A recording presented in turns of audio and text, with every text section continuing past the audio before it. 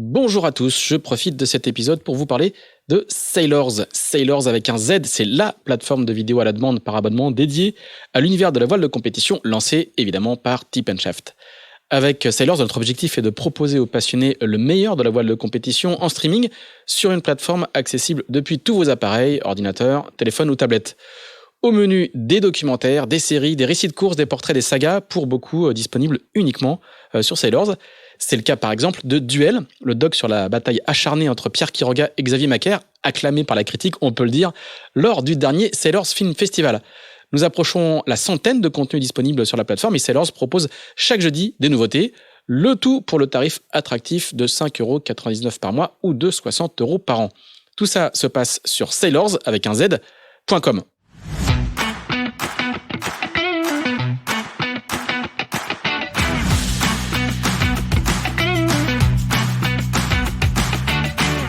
Bonjour, vous écoutez Pause Report, le podcast qui décrypte et analyse chaque semaine l'actualité de la voile de compétition.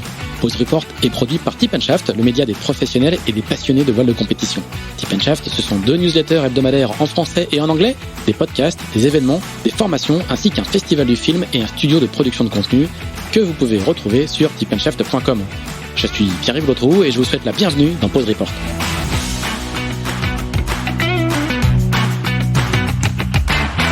Bonjour à tous et bienvenue dans ce 77e épisode de Pause Report, le podcast hebdomadaire de Tip & Shaft qui explique, décortique, décrypte et analyse l'actualité de la voile de compétition sous toutes ses coutures en compagnie des meilleurs experts. Nous sommes le mardi 14 juin, il est quasiment midi un quart, on a un peu décalé pour que nos deux invités aient le temps de faire leur travail de préparation météo pour les nombreux coureurs dont ils s'occupent et les fichiers tombent le matin. Et nous allons donc parler de routage météo et stratégie sur 3 courses, peut-être même plus. 3 courses qui battent leur plein en ce moment. 2 sont parties dimanche, c'est la Vendée Arctic, les Sables d'Olonne et le Mini Fastnet en IMOCA et en 650. Et ce mardi à 13h, d'ici dans moins de 3 quarts d'heure, c'est la 2e étape de la Sardinia Cup entre Figueira da Foz au Portugal et Saint-Gilles-Croix-de-Vie qui va s'élancer. Autant de courses dont vous pouvez d'ailleurs, je le précise au passage, suivre la cartographie sur la page Direct Course de Tip & Shaft, sur le site de Tip & Shaft, tipandshaft.com. Nos 2 invités donc du jour sont Christian Dumas, qui est le spécialiste du routage météo, notamment le météorologue officiel de la Vendée Arctic Les Sables, si je ne m'abuse. Christian qui est à Auray. Salut Christian. Bonjour Pierre-Yves, bonjour Tanguy. Et voilà, et notre deuxième invité, c'est l'entraîneur lorientais Tanguy Le Glatin, qui lui est du côté de Kévin, si je ne m'abuse. Salut Tanguy. Oui, bonjour tous. Alors on va commencer par le Vendée Globe en été, comme beaucoup de gens l'ont dit, tellement il faisait beau en ce départ de Vendée Arctique, tellement on n'a pas l'habitude d'aller sur le ponton des Sables d'Olonne en short et avec des lunettes de soleil et de la crème sur le nez. On va donc commencer par la Vendée Arctique, les Sables d'Olonne. Juste, est-ce que vous pouvez nous dire un petit peu avec qui vous travaillez, avec qui sont les marins dans vos écuries respectives. Tanguy, tu m'as dit tout à l'heure que t'avais juste donné un petit coup de main à Benjamin Ferré, c'est ça, hein? Ouais, c'est ça, exactement. C'est le seul bateau. Voilà, qui court en bateau à dérive, mais on va y revenir dans quelques instants. Et Christian, toi, t'es le météorologue officiel de la course, c'est bien ça? Donc moi, je travaille pour l'organisation, donc avec la direction de course sur la Vendée Arctique. Et avant le départ, puisqu'on n'a pas le droit de communiquer avec les coureurs pendant la course, hein, évidemment. Mais avant le départ, j'ai travaillé avec le groupe, principalement avec le groupe des Lorientais. Très bien. Donc ça fait une petite dizaine de bateaux, un truc comme ça, hein? Ouais, absolument. Ouais, c'est ça. Ouais. Alors Christian, on a mis, bon, comme je le disais, beaucoup de crème solaire avant le départ, tellement il faisait beau. Le départ c'était un peu plus couvert. Il y a eu un petit peu quelques orages avant le départ.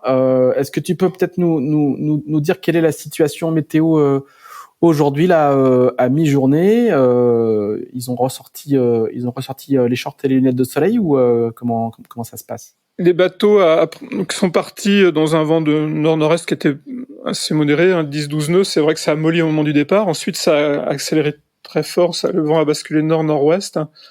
Et là, ils sont partis à 27-28 nœuds. Ça a donné petit à petit, et depuis hier soir, ils traversent une dorsale, la même dorsale dont on reparlera probablement pour le Mini Fastnet tout à l'heure.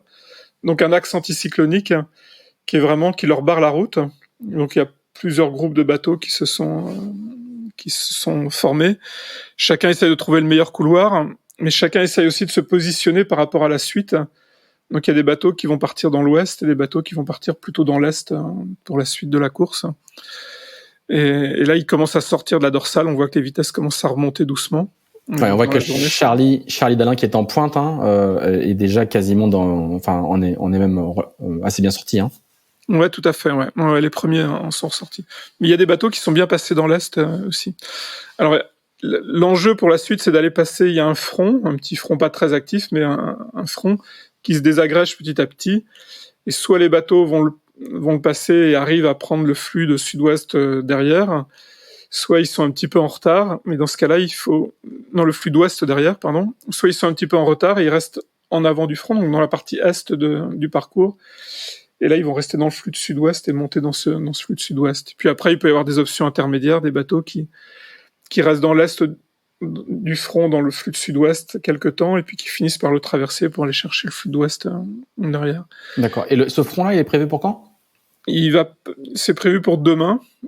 Mais en fait, il y a une zone ça mollit par le sud, et donc les derniers bateaux n'arriveront pas à le couper directement. Les derniers bateaux sont obligés de rester dans la zone de vent à l'est du front. Donc c'est très tactique. En fait, ça serait plus facile de l'expliquer visuellement, mais la journée qui vient est très tactique. Il faut pour chacun, c'est important de bien estimer sa vitesse, pas être optimiste sur ses routages, parce que les bateaux qui seraient optimistes sur leur routage et qui partiraient dans l'ouest pourraient se faire manger en fait petit à petit par la zone de calme qui arrive derrière.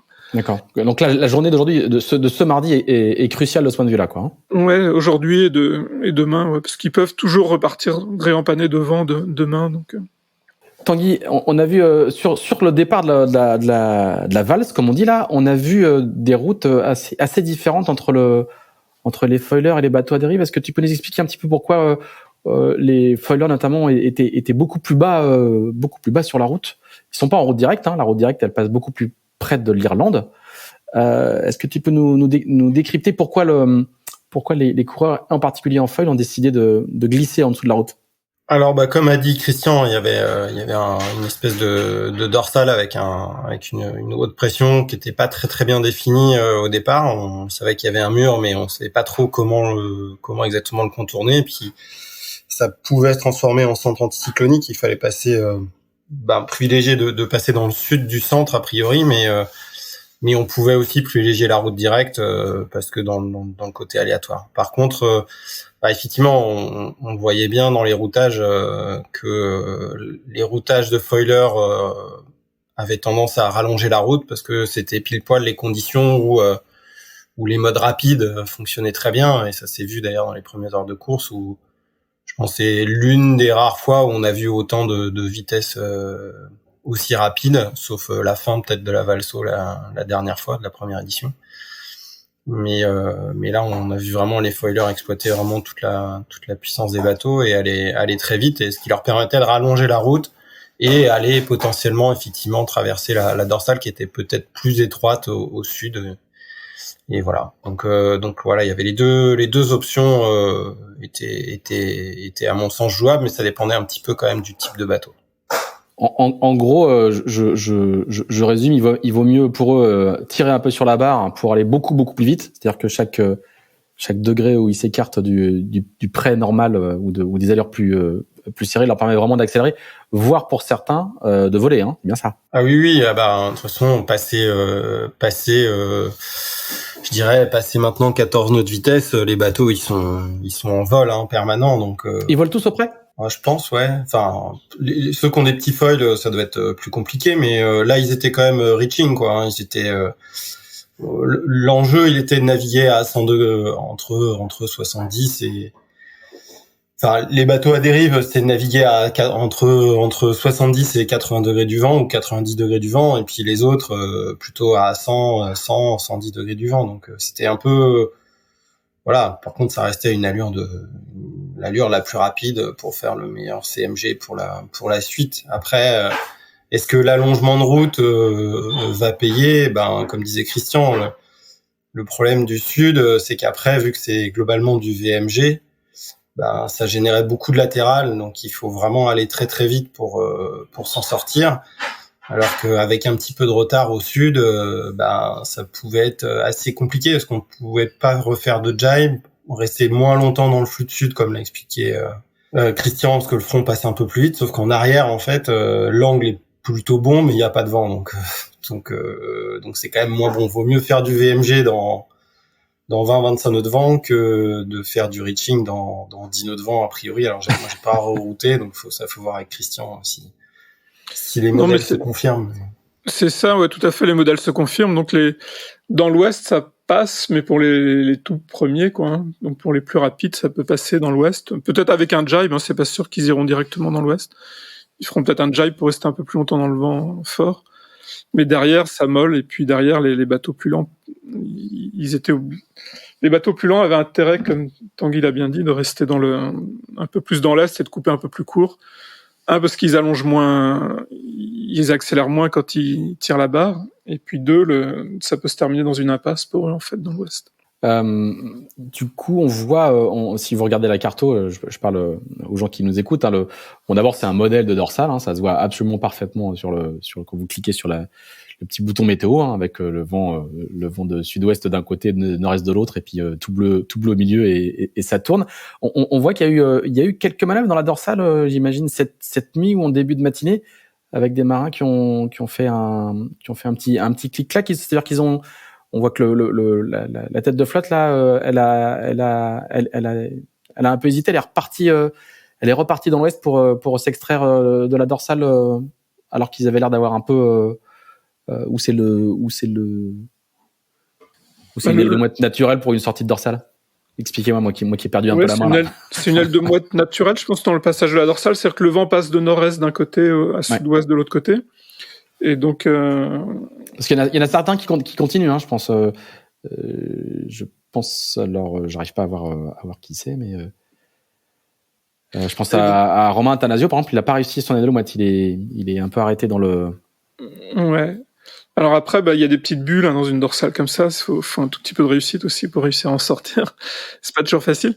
Mais l'idée, c'est quand même d'être sur le bord, de la couper à angle droit. Donc dans son côté, dans sa partie la plus courte, et donc faire du nord-ouest, et donc faire le bord rapprochant vers le nord-ouest. Donc quand le vent va donner petit à petit ou refuser suivant l'endroit dans lequel il passe, ça peut, à un moment, quand ils sont plus sur le bord rapprochant, ils vont virer ou empanner. Dans le groupe de tête, on voit que Charlie donc est quasiment sorti. Tom Arian est pas très très loin. On voit que Louis Burton n'est pas loin non plus. Les costauds, les favoris sont au rendez-vous, Tanguy. Qu'est-ce que toi tu as pu lire déjà dans ces premières 48 heures de course? Oui, on voit bien, hein. De toute façon, il y a 3-4 bateaux qui jouent devant, hein. L'écart technologique fait que les grands foils, les bateaux récents, bien préparés, les grosses équipes sont plutôt devant. On l'a vu sur la Bermude, hein, c'était plus ou moins la même histoire. Il y a pas trop de secrets, hein, j'ai l'impression. Et puis après, on voit bien les familles de bateaux ou les familles de foils qui naviguent ensemble. La première fois, on l'avait bien vu, je pense que c'était la Valso aussi, la première édition, où en gros, quel que soit le type de carène utilisé, c'était les familles de foils qui avaient à peu près les mêmes vitesses. Là, bien sûr, on voit que ça a progressé en moyenne en utilisation des foils, hein. L'année dernière, il y a eu vraiment du progrès sur l'utilisation des foilers. Et puis après, effectivement, on a 2 ou 3 paquets qui vont probablement se former. Alors, il y a la première génération de foilers qui est globalement à peu près à la même vitesse que des bateaux à dérive, avec des compromis différents, des plus à certains moments, des moins à d'autres. Et voilà, là, on est plutôt dans une situation plutôt favorable aux bateaux légers, donc aux bateaux à dérive, dans cette première partie. La deuxième partie avec le VMG, ça devrait être pareil, pas trop défavorable en tout cas aux bateaux à dérive dans un premier temps. Et puis voilà. Et puis après il y a l'enjeu de la course au 1000, donc on se doute bien aussi que cette course-là qui rapporte quand même beaucoup de milles, c'est 3200 milles, et ça va compter énormément pour la suite et la qualification au Vendée. Donc Donc il y a un petit enjeu aussi, je pense, sur les bateaux, notamment en arrière de flotte, de finir la course. J'allais dire ton protégé, mais ton Benjamin Ferry, il est premier là au classement actuel. Le classement ne veut pas dire grand chose, parce que c'est un classement par rapport à l'Islande, et donc il y a des options très marquées, très tranchées. Je pense notamment au groupe les Big Four là, Charlie, Louis Burton, Thomas Ruyant et Jérémy Villot, qui sont tous les quatre ensemble très décalés dans l'Ouest et un peu plus au Sud, et qui sont de la 17e à la 21e place. Mais Benjamin, il est plutôt pas mal, hein. Il s'approche de la sortie de la dorsale, positionné très nord, et par rapport à son groupe, il est plutôt un beau début de course. Absolument, ouais. Si la dorsale gonfle pas dans la journée, là, oui, il est probablement sorti, parce qu'on voit qu'il a plutôt un angle assez similaire aux foilers qui sont plutôt un petit peu plus ouest. Et il a déjà une vitesse qui est cohérente, quoi. Donc, ouais. Il est plus rapide que Thomas Ruyant sur 4 heures. Ouais. Bon, comme disait Christian, c'est les conditions du bateau. Voilà. C'est les conditions du bateau. Je pense que c'est quand même probablement le meilleur bateau à dérive. Et puis après derrière, il faut un petit peu de réussite, comme disait Christian dans la sortie de dorsale. Et puis avec ces bateaux-là, c'est pareil, il faut savoir faire simple en termes de config de voile. Il y avait potentiellement un passage à faire sous spi hier après-midi, mais est-ce que ça valait vraiment le coup? Il y avait quand même un petit peu de houle, donc c'était des voiles assez compliquées à faire porter. Donc peut-être que là, il a réussi à faire simple et moins arrêter le bateau que les autres, et plus un petit peu de réussite, une ou deux bulles qui se passent bien. Et puis tout de suite l'écart devient un peu plus important. Mais bon, la route est longue encore. Et il est en compagnie de l'étonnant Guirec Soudé, qui est deuxième au général et qui n'est pas très loin de lui aussi, aux portes de la sortie de la dorsale. Christian, toi, qu'est-ce que tu as vu sur ce début de course avec ton œil de météorologue? Non, les choses se sont passées à peu près comme prévu, donc il y a rien eu de très surprenant. Après, les bateaux naviguent quand même globalement tous très bien, ça, il y a pas de gros écarts encore, il y a quelques écarts, mais il n'y a pas des écarts énormes. Et ce qui va être intéressant, c'est la deuxième partie, là, les 2 jours qui viennent avec les options. On peut avoir des écarts latéraux importants, et donc là, ça va commencer à jouer un petit peu, je pense. Là, les routages donnent des scénarios qui les font arriver quand en Islande? En Islande, dans la nuit du 16 au 17. D'accord, donc dans la nuit de jeudi à vendredi. Ouais, pour les premiers. Et une petite question, Christian, comment va se gérer le Tour de l'Islande? Parce qu'on on l'a beaucoup dit dans nos papiers et dans les podcasts précédents, dans les épisodes précédents, c'est un parcours hors norme, quoi, jamais vu, pas du tout l'habitude, ni du point de vue météo, ni des terres fréquentées de faire ce type de parcours. Comment va se passer le Tour de l'Islande, et comment eux l'anticipent? Le Tour de l'Islande, ça va être assez différent selon la position des bateaux. Pour les premiers, ça devrait bien, pour tous, ça devrait bien se passer. Mais pour les premiers, ça devrait aller assez vite. Et pour ceux qui arrivent plus en arrière dans la flotte, à partir du 18, il y a une dépression qui passe dans le sud de l'Islande. Le vent va basculer au nord, et donc ils vont être au près pour contourner la partie est de l'Islande. Donc ça va être un peu plus lent, avec du vent qui peut être assez fort pour certains bateaux, pour les derniers. Mais pour l'instant, les conditions sont quand même plutôt favorables. Après, le coup de vent nord ou nord-ouest, il dure pas très longtemps sur la partie est de l'Islande. Il dure une 12aine d'heures ou une 15aine d'heures selon les modèles. Donc il y a toujours aussi la possibilité de s'abriter sous l'Islande quelques heures et de repartir. Et comment se fait le tour? Parce que c'est assez montagneux quand même, ce pays. Donc du coup, la tactique, c'est quoi? C'est de serrer, c'est d'aller un peu au large? Comment t'as conseillé tes coureurs, toi? Donc là, ouais, c'est montagneux, ça fait 2000 mètres de haut à peu près. Il y a des volcans, il y a des fjords, etc. Après, c'est dans la partie nord, entre la pointe nord-est et la pointe nord-ouest. La route directe passe quand même assez loin de la côte, à 20-25 000 de la côte. L'idée, c'est quand même plutôt d'être sur une route assez directe entre les deux, quoi. C'est pas de venir se coller à la côte. Venir se coller à la côte, il peut y avoir des moments favorables, mais il y a aussi des zones de dévent. Le vent est pas très stable, pas régulier. Donc, en IMOCA, c'est important aussi de faire simple, de pas faire trop de manœuvres. Ce sont pas des Figaro ou des Mini qui peuvent faire des petits bords de quelques centaines de mètres pour exploiter des risées. Donc l'idée, c'est plutôt de faire simple, un bord rapprochant et plutôt nord. Tanguy, qu'est-ce que tu penses de ce parcours, hein, toi qui a préparé beaucoup de coureurs sur en particulier plutôt sur les transats, quoi. Comment les coureurs ils ont anticipé un petit peu ce parcours très original et ces trajectoires qui font que les phénomènes météo arrivent complètement de la gauche tout le temps, où ils vont un peu plus même s'il y a des options, ils les subissent un peu plus que sur une transat habituelle. Comment tu les as préparés et comment ils ont anticipé ça? Alors je sais pas comment ils ont préparé. Moi j'ai assez peu travaillé en fait avec des IMOCA. En plus la saison a été en fait s'enchaîne beaucoup entre les ventes de bateaux, les récupérations de bateaux, les changements de propriétaires, les changements de déco et donc des mises à l'eau et la première course. Et au final 3 semaines après l'arrivée de la première course, la deuxième course, en fin de compte il y a eu assez peu de temps de travail. Donc voilà. Après, est-ce que ça change vraiment? Ce qui va changer, c'est effectivement le côté faire le tour de l'Islande, aller très très nord, être dans des zones où potentiellement le vent va être vraiment dense pour la saison. Je pense, ça peut être, j'imagine, assez violent. Il va faire froid. Donc oui, comme disait Christian, voilà, ça va être une zone un petit peu critique où au final je pense qu'effectivement il faut avoir une vision, faire le truc assez simplement. Pour éviter tout gros problème et puis pouvoir repartir le plus vite possible et retourner j'imagine dans des zones où il fait un petit peu moins froid. Après je sais pas si ça change vraiment. Le dernier Vendée, les systèmes venaient du côté aussi, donc au final ils ont déjà eu ça. Alors ils traversent effectivement les phénomènes, mais bon, je suis pas sûr que ça change grand chose par rapport à d'autres courses comme la solitaire ou les courses mini ou les courses classe 40, où au final des fois si ça arrive assez souvent de traverser des phénomènes. Il y a que sur les transats où on accompagne plutôt, soit on va à l'encontre, soit on accompagne les phénomènes, mais je suis pas sûr que ça change vraiment la stratégie. Ça change les habitudes, quoi, on va dire.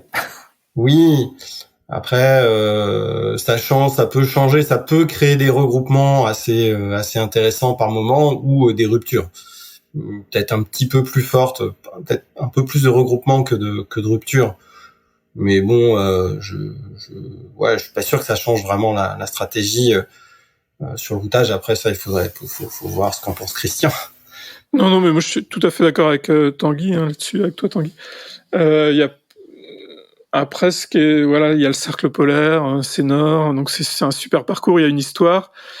Les coureurs, les skippers vont contourner une île, donc c'est plus sympa que d'aller contourner un point virtuel au milieu de l'Atlantique et de revenir sans avoir rien vu. Après, ce qui est peut-être différent, c'est qu'il y a quand même souvent du brouillard, souvent pas beaucoup de visibilité. Donc voilà, ça c'est un point quand même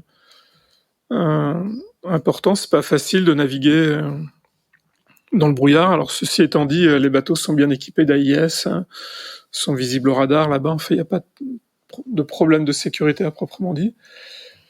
Mais en termes tactiques, stratégiques, des îles, ils en ont contourné d'autres aussi. Et voilà. Est-ce que tu as déjà une ETA pour le retour, Christian?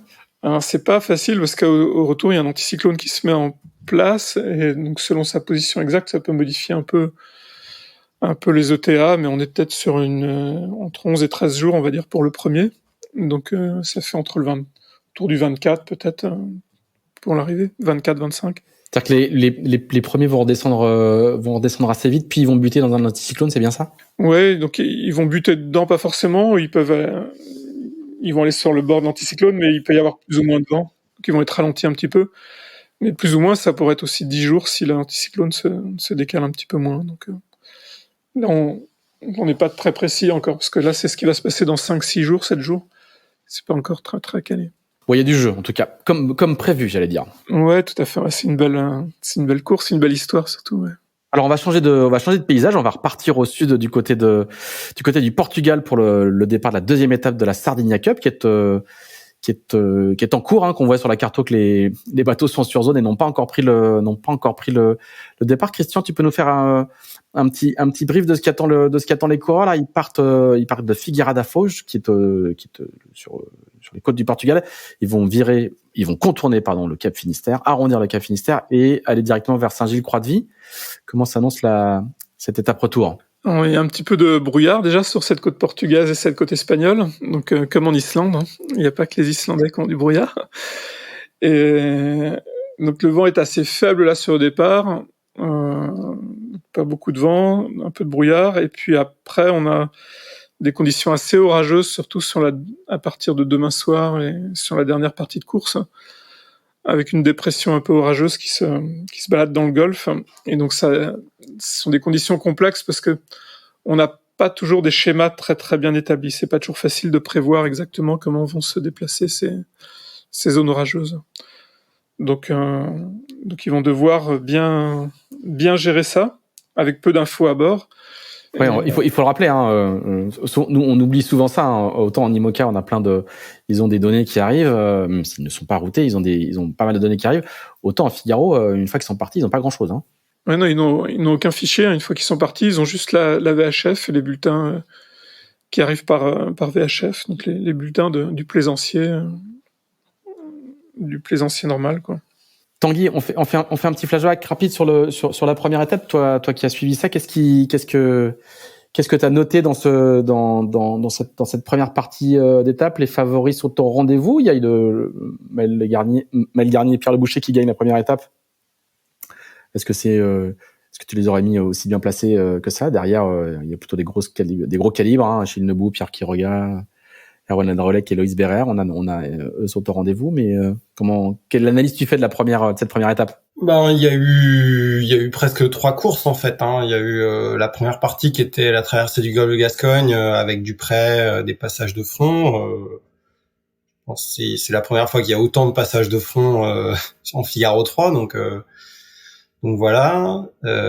C'était assez intéressant parce qu'il y a des bateaux qu'on fait des routes un petit peu différentes, notamment les petits jeunes là, Victor Dercieux et puis Tiffen, qu'on fait des bons décalages, et au final, vu qu'ils ont pas beaucoup entraîné, ils allaient pas très vite, mais au final, à chaque fois, ils sont revenus plutôt bien dans le paquet. Donc ça, c'était assez intéressant de voir que les cadors n'ont pas forcément pris les bonnes trajectoires. Après, il y a eu un petit passage un petit peu aléatoire au niveau du Cap Finistère, où on savait déjà sur cette première étape que ça allait être le moment un peu critique de la course. Alors pareil, situation avec une dorsale au milieu, il fallait décider de passer d'un côté ou de l'autre. Est-ce qu'il fallait jouer les thermiques à terre ou pas? Donc voilà, il y a eu pas mal de rebondissements, et puis effectivement Maël et Pierre Le Boucher qui sont allés jouer un coup à terre très tôt. Et qui sont sortis devant. Après, au niveau trajectoire, effectivement, la meilleure trajectoire, je pense, a été Nils et Pierre Leroy, qui ont vraiment rebasculé du large à la terre pile au bon moment. Achille et Pierre Quiroga ont fait aussi un bon coup parce qu'ils avaient perdu la veille au soir, ils avaient perdu beaucoup. Dans un vent qui avait cisaillé justement, et ils n'avaient pas eu trop le choix que d'aller là où ils allaient, et du coup, ils ont perdu beaucoup à ce moment-là. Et puis, étonnamment, effectivement, les cadors de la classe de ce début de saison ont fait une erreur en n'allant pas chercher cette entrée de thermique au Cap Finistère. Et puis après, il y a eu une fin un peu rapide, sous spi. Fallait tenir, fallait aller vite. Et puis pas casser le matériel. Et là, pareil, on a vu, là pour le coup, on a revu les cadors du circuit. Les Pierre Quiroga, les Erwan Le Draoulec, Loïs Béréard, la Perche, Morgan Lagravière, qui ont allongé la foulée au fur et à mesure. Et puis des bonnes surprises, Pierre Well et Robin Follin qui ont été plutôt solides. Pierre Le Boucher, on l'avait vu déjà sur la Transat AG2R, qui allait plutôt très vite, donc au portant, dans du vent. Donc je pense que voilà. Après les écarts, si on ramène ça pour l'objectif de la saison, qui est la solitaire du Figaro, les écarts étaient relativement faibles à l'arrivée, sauf pour le milieu de flotte, mais la partie, on va dire, passer la moitié de flotte, ça commence à être conséquent, mais voilà. Il y a des duos on a compris qu'il s'est passé beaucoup de choses sur cette première étape. Il y a des duos qui t'ont surpris? Déjà les duos, il y a une particularité qu'on voyait moins avant, il y a une espèce de mixité sociale dans la classe Figaro avec des coureurs qui sont plutôt d'habitude on va dire les pôles d'entraînement sont assez représentés sur chaque bateau. Et là en fait on a des mixités quoi. Typiquement Maël avec Pierre Le Boucher, Pierre qui est plutôt de Port-la-Forêt et qui là du coup venait plutôt sur un bateau lorientais, et Achille qui avait pris Pierre Quiroga, donc voilà. Alors Pierre qui est pas forcément qui est plus cette année au pôle, mais c'est le sud là. Oui, c'est le sud, ouais. Mais ça a été le regroupement du sud des sudistes. Mais voilà, et ben on voit bien que ça a un peu nivelé. J'aime l'échange un petit peu, donc ça c'est assez marrant. Et après, surpris, non. Je pense qu'on voit un peu comment va se dessiner la suite de la saison. On voit bien les bateaux qui ont une bonne maîtrise, les équipages qui ont une bonne maîtrise du bateau, et puis ceux qui sont encore un petit peu dans la découverte, ça c'est sûr. Et Guillaume Pirouel qui course après course est toujours c'est sa première saison en tant que skipper, il avait fait toute la saison dernière avec Alexis Loison, il est 4e sur cette première étape, et il est toujours là, il y a de la constance dans son progrès. Ah oui, il est présent depuis le début de saison, déjà l'année dernière, je pense qu'il a été à bonne école, parce que Alexis c'est un pilier de la classe, et puis avec une vision un petit peu différente aussi, donc Alexis, donc je pense que voilà, et puis on voit que Guillaume il est solide, là dans le vent fort ils ont été bons, a priori il y a encore, on a vu sur la Holmer, c'est pareil, il était présent alors que le bord de près qu'au-dessus de anglaise n'était pas forcément évident, et il était plutôt dans le groupe de devant. Après on voit il n'a pas encore l'expérience sur la durée, il y a des petites erreurs à certains moments. Alors, je me fais aucun doute sur le fait qu'il va progresser et continuer d'apprendre. Est-ce qu'à la limite, la 5e place de Tom Laperche, Morgolin Gravière, qui sur le papier était un équipage 5 étoiles, et presque un petit peu décevante? Ils ont raté un coup, et effectivement, il y avait, je pense que dans le mode très vite, je pense qu'il y avait 3 équipages qui étaient vraiment probablement un peu au-dessus du lot en termes de conduite. Donc je pense à Pierre Le Boucher qui a fait une démonstration, qui était avec Thomas Rouxel aussi sur la G2R. Donc on avait deux glisseurs quoi. Ouais, voilà, deux rois de la glisse quand même, 2 extraterrestres. On avait Loïs et Erwan qui, pareil, je pense qu'un aime bien la brise, ils aiment bien quand ça va vite, et qui ont en plus vraiment un bon toucher de barre dans des styles différents, mais qui vont aussi assez vite. Et puis effectivement, pour moi il y avait Morgan et Tom Laperche qui étaient quand même effectivement le bon équipage, et qui ont eu un petit peu de mal à tenir la cadence sur la descente. Alors est-ce qu'ils ont eu des petits soucis, on ne sait pas tout. En tout cas, moi, je ne sais pas tout, ça c'est sûr. Si toi, tu ne sais pas tout, nous non plus, ne t'inquiète pas.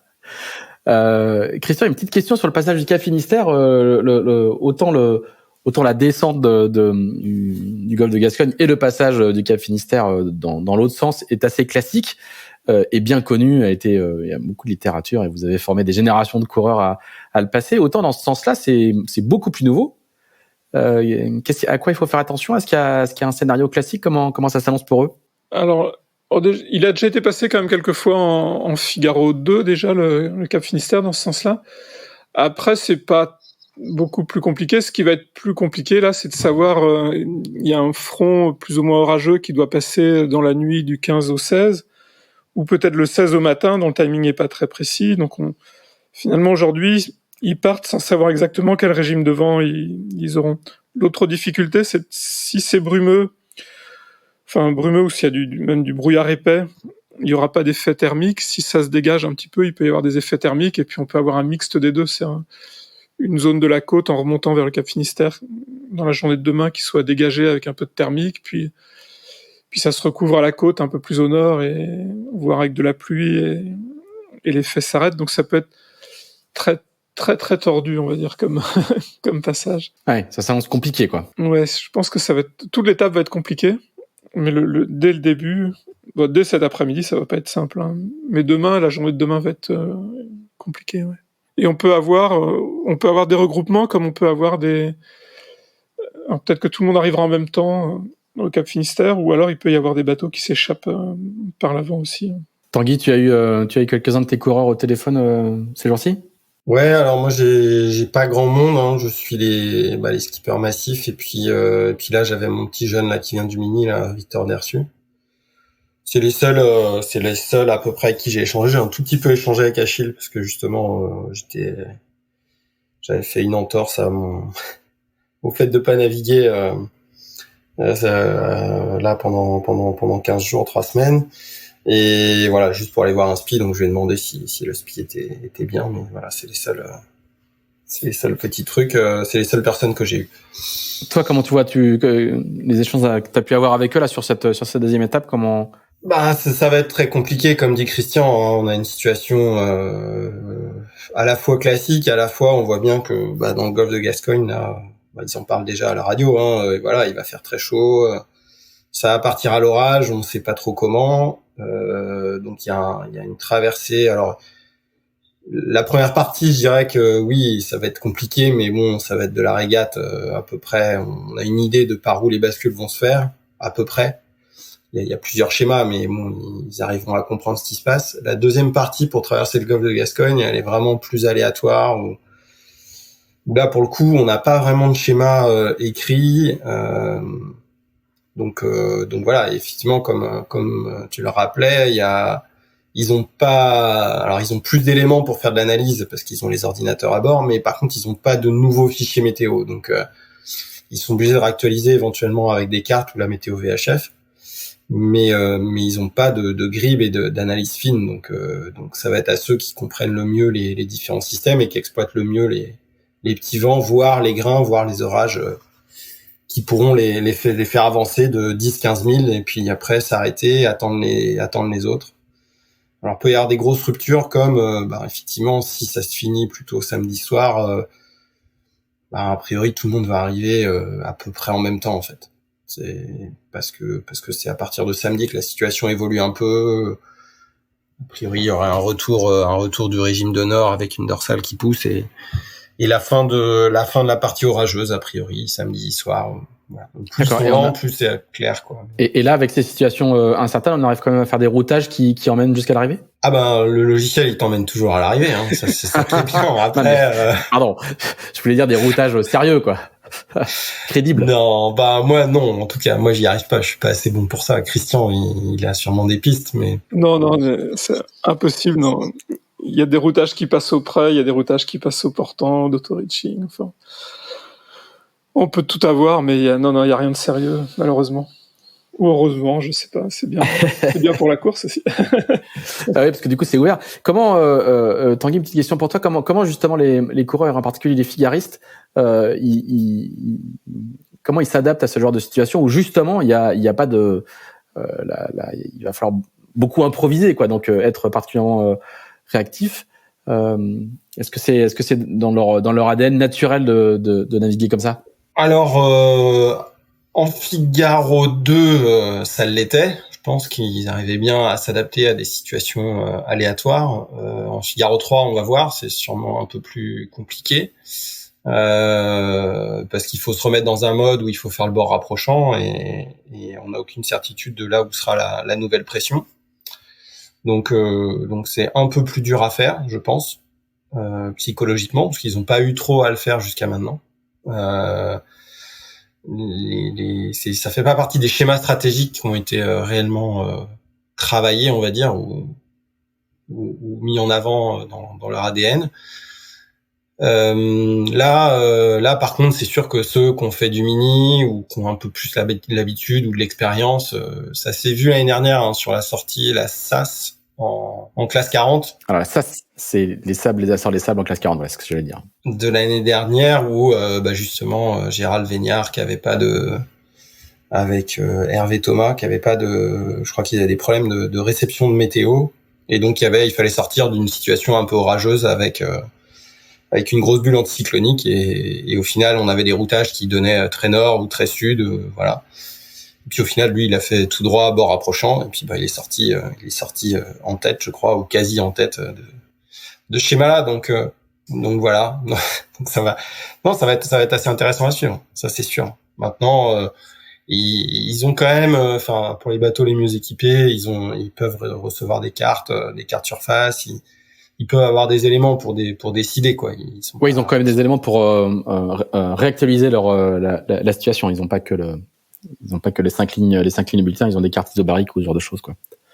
Alors du coup, tu parlais des mini, ça nous fait une transition parfaite pour parler de la dernière course en cours qu'on va évoquer aujourd'hui, qui est le mini Fastnet. Ils sont partis dimanche soir de Douarnenez. Donc là, parcours classique, trajectoire classique. On traverse la Manche en laissant la pointe anglaise sur trébord, et en laissant le rail des Scilly sur bâbord, et puis après on incline la route vers le Fastnet avant de repartir en faisant l'extérieur de tous les rails en arrivant et l'extérieur ouest en arrivant à Douarnenez.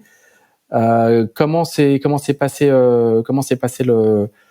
cette montée? Donc là ils ont justement ils viennent de sortir, ils ont tous arrondi le fameux rail des Scilly et ils sont en route plus ou moins directe vers le Fastnet.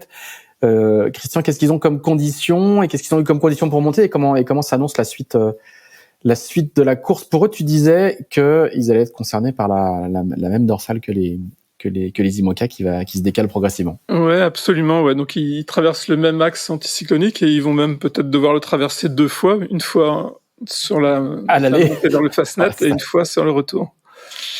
Alors après, c'est moins marqué sur le retour, mais en tout cas, donc il y a pas beaucoup de vent pour l'instant. Ça rentre un petit peu là. Hier, c'était très très mou à la pointe anglaise. Il y a même beaucoup de bateaux qui reculaient avec le courant à un moment. Donc là, il y a un petit peu plus de vent, mais ça reste quand même assez léger là. Donc il y a un petit flux de nord-nord-ouest, c'est ça, si je me trompe pas, et qui effectivement pour la pointe, les protos qui sont en tête un peu décalés sur une route un peu au sud, ils vont commencer, ils approchent de la dorsale, c'est ça, hein? Voilà, tout à fait, ouais.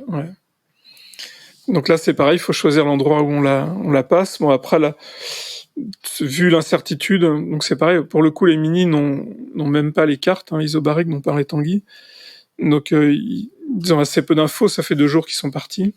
Et donc, en mini, en général, dans ce type de conditions, c'est beaucoup le bord rapprochant. On navigue sur le bord rapprochant, dans l'incertitude de ce qui peut se passer, quoi.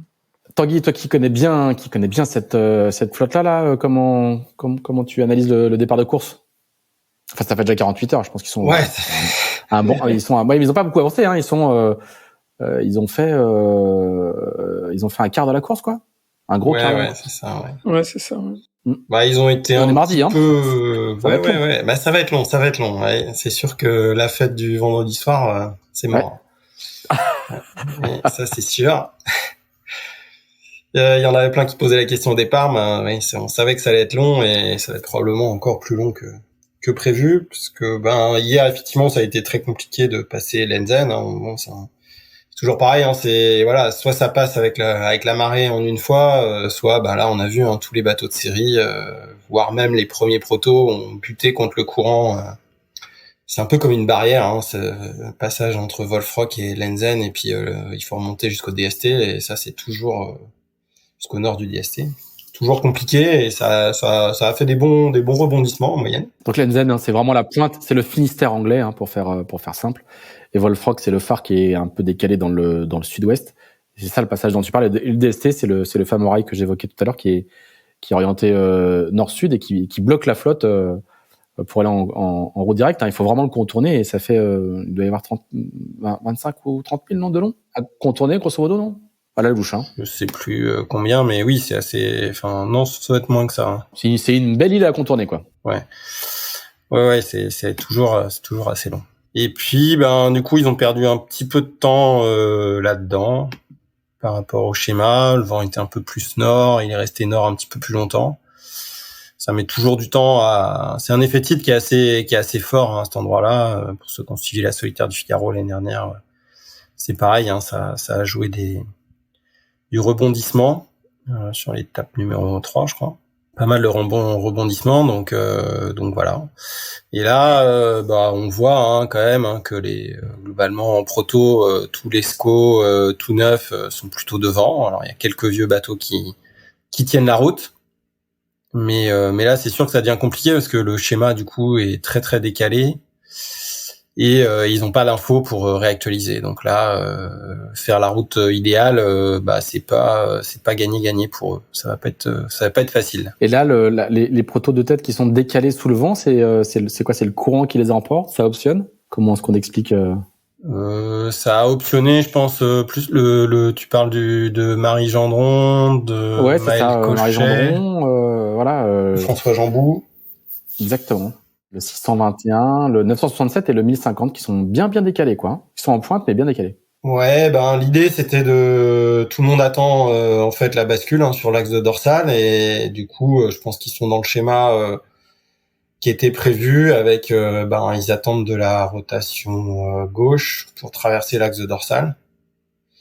Et voilà, donc le truc c'est que par rapport au schéma d'origine,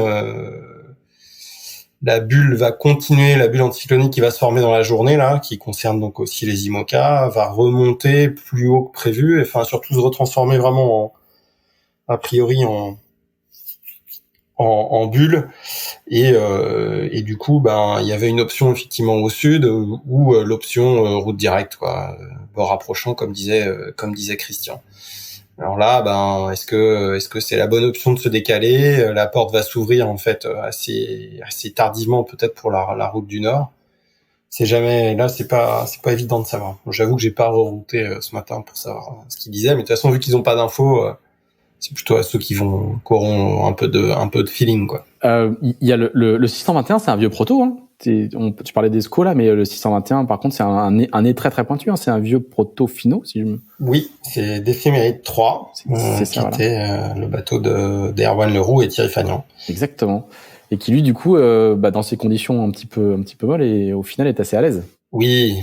Voilà, de toute façon le SCO c'est plutôt un bateau de brise et de reaching, pré-reaching. Et là, ils ont eu beaucoup de prêts, mais plutôt dans du petit temps, donc voilà. Mais on voit quand même que 1050, 1048, 1026, 1026, c'est quand même des bateaux récents, hein. Christian, sur la redescente là, le scénario où avec une deuxième fois la dorsale a retraversé dans l'autre sens, il est confirmé ou il y a une hypothèse où ça pourrait Ouais, ça se referme un petit peu. Enfin, c'est plus vraiment une dorsale qui va bloquer la route comme ça. Donc, mais il y a assez peu de vent, ouais, quand même. Ça va pas être très très simple. Alors après, comme dit Tanguy, je pense que les meilleurs vont, avec les variations de direction du vent, tout ça, ils doivent pouvoir essayer de reconstruire le scénario. Mais pour autant, ils peuvent comprendre ce qui se passe, mais de là à anticiper ce qui va se passer entre le Fastnet et l'arrivée, c'est compliqué parce qu'ils n'ont pas ou peu d'infos. Il y a le bulletin de la BBC quand même qu'ils peuvent prendre, qui donne des informations. Donc voilà, les bulletins radio quoi, qu'ils peuvent écouter pour se recaler un petit peu.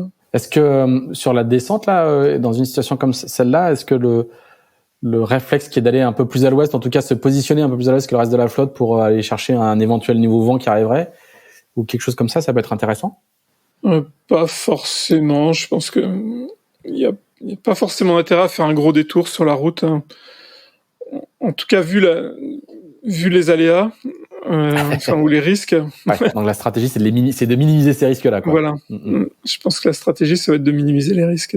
Là, Tanguy, t'as dit que t'avais pas rerouté ce matin, mais on est sur une arrivée le week-end prochain, quoi, hein, largement. Oui, parce que la situation ne se débloque réellement que, on va dire, sur un mode rapide, hein, parce que je pense qu'ils vont avoir du mal en fait à comprendre le schéma alors qui se joue aujourd'hui, mais de aujourd'hui à jeudi.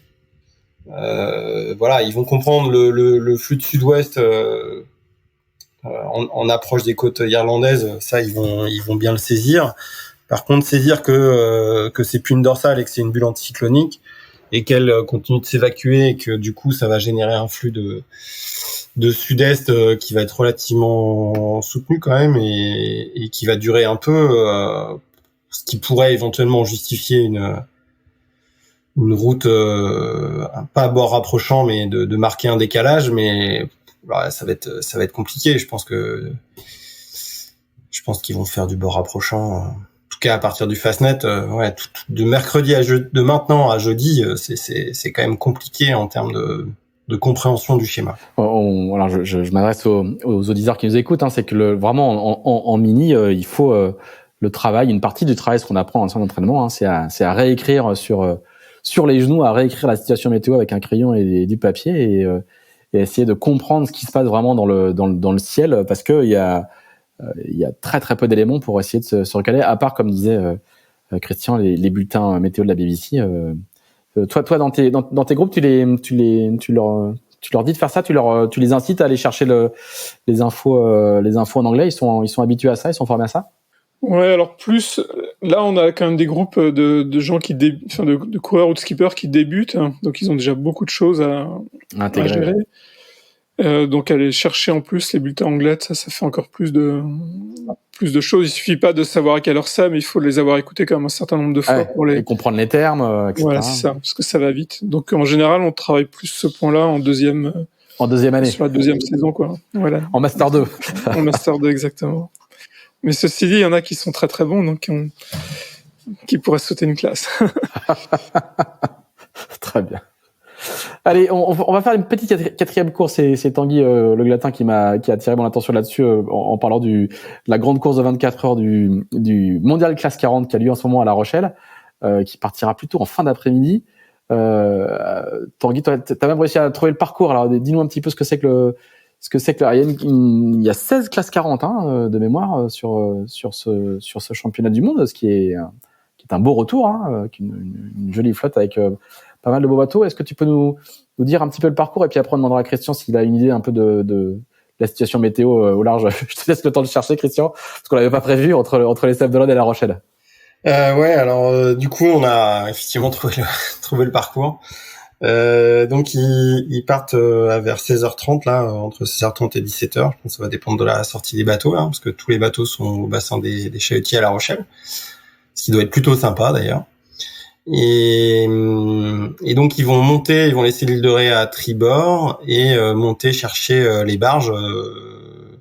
J'imagine que derrière une marque, donc soit la Nook, soit les barges. Voilà, les barges, c'est le grand phare qui est à l'entrée, quand vous rentrez au Sable d'Olonne. Quand vous rentrez à gauche, c'est le grand phare qui est là, quoi. Et la Nook, c'est la Nook Nord et la Nook Sud. C'est les deux cardinales qui balisent l'entrée des Sables, et la Nook Sud, c'est la ligne d'arrivée des Sables d'Olonne. Du Vendée Globe, pardon. Voilà. Et donc, je pense qu'ils vont aller tourner ça, et après ils vont sur le plateau de Rochebonne et ils font un retour direct vers l'île de Ré, vers La Rochelle, et pour une arrivée. Alors c'est là où moi j'ai pas routé, mais j'ai un peu discuté avec les gens que je connais qui font cette course. En plus, c'est assez intéressant parce qu'il y a quand même le nouveau Mach 5 qui va réaliser sa première course. Alors bon, il est la résine n'est pas sèche, on va dire encore, mais c'est le bateau de Luc Berry. Voilà, la motte. Et du coup, ça va être intéressant de suivre ça. Donc a priori, il y a un retour demain dans la matinée. Et après, ça dépendra un tout petit peu, le finish dépend de l'établissement potentiel de thermique pour finir la course. Voilà, ça va être au final une course assez petite parce que ça devrait aller relativement vite. Voilà, mais on va regarder ça avec intérêt. Avec il y a quelques jolis bateaux, tous les cadres sont pas là, mais il y a 16 bateaux et quand même quelques gros calibres. Christian, c'est quoi à quoi ils doivent s'attendre pour ils vont avoir chaud aussi. À quoi ils doivent s'attendre? Il va commencer à faire chaud, un petit peu moins en mer qu'à terre. Alors dans l'après-midi, le vent devrait tourner nord-nord-ouest, avec un retour en fin de journée au nord-nord-est. Et donc ça va monter au près entre le nord de l'île de Ré et la bouée des barges. Et ensuite, il y a du vent de nord jusqu'au plateau de Rochebonne. Et retour dans un vent de nord mollissant. Alors là, on peut avoir des bateaux qui arrivent avant la rentrée de brise, donc à 10-11 heures demain matin, et avant que le vent tombe. Et dans l'après-midi, début d'après-midi, ça devrait rentrer en brise. Et donc les derniers devraient arriver avant 17h30, avant la fermeture du SAS. D'accord. Tout est prévu. C'est une des contraintes de La Rochelle, ouais, donc importante. C'est... Tout à fait. Ouais. Autant les... Ce serait dommage d'attendre le lendemain matin pour rentrer. Exactement. Et rater la fameuse fête. Voilà.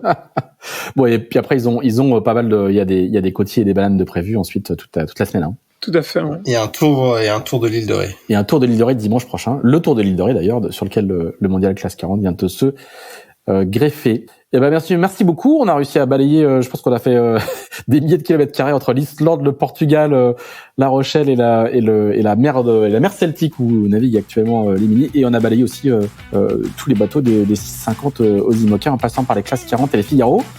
Merci beaucoup. Merci à tous les deux. Et puis on se retrouve pour un nouvel épisode la semaine prochaine avec normalement, si tout va bien, le retour d'Axel Capron qui est en ce moment sur la Sardinia Cup. Voilà. Tanguy, Christian, merci. À bientôt. Merci, Paris. Merci.